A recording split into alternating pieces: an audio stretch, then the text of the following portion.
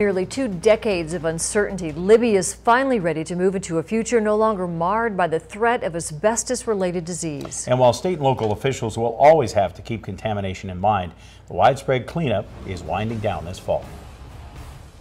It was just short of 20 years ago, Libby got news of one of the worst environmental bombshells in Northwest history. Widespread asbestos contamination from years of vermiculite extraction at the W.R. Grace mine.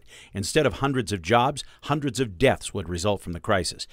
Libby and Troy would be turned upside down as the Environmental Protection Agency tackled the Superfund cleanup. But now that seemingly endless chore is ending. While there's still a handful of properties like this one slated for cleanup through September and October, this fall marks the end of 18 years of effort to clean up asbestos contamination in Lincoln County. We're actually down to the last 31 properties that we've identified that need a cleanup that'll let us do that. Of that, all those properties, we have about 230 that have said, no, you can't come on my property for whatever reasons. But we are actually finishing up this year.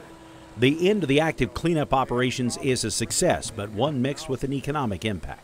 It's kind of one of those bittersweet memories, you know. I mean, it's real nice that we're going to be finishing up. I know the community's been waiting for us to be done and out of here for a long time, but also there's going to be a lot of people that are going to be losing their jobs. And it's in our world, we work ourselves out of a job, and when we do, we've done our job the way it's supposed to be. But we can all sit back and be proud of what we've done. We've made Libby a safer place to live.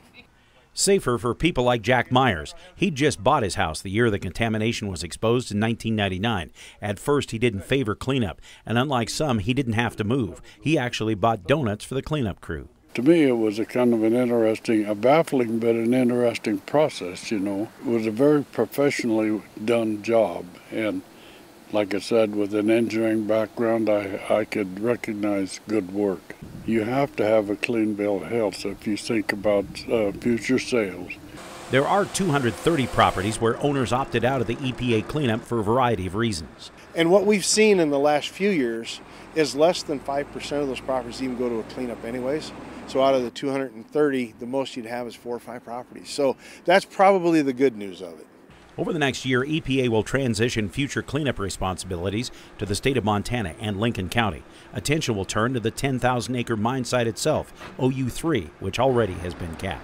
We're actually getting into that feasibility where we take all the information we've gathered over the years, the different activity-based sampling, the different test plots, and the different activities and sampling that we've done up there, and use those to come up with what will be a combination of different things or one final remedy that'll work for OU3.